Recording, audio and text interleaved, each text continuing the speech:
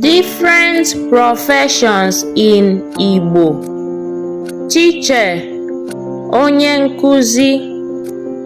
nkuzi, lawyer, ọkaikpe, judge, ọkaiwu, farmer, onye ọrụ ubi, engineer, onye nka na ụzụ, police, onye uwe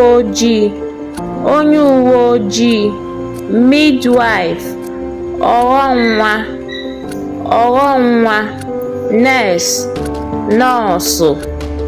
nọọsụ, doctor, dibịa bekee, fisherman, ọkụ azụ, shepherd, onye ọzụzụ accountant, onye mgbakọ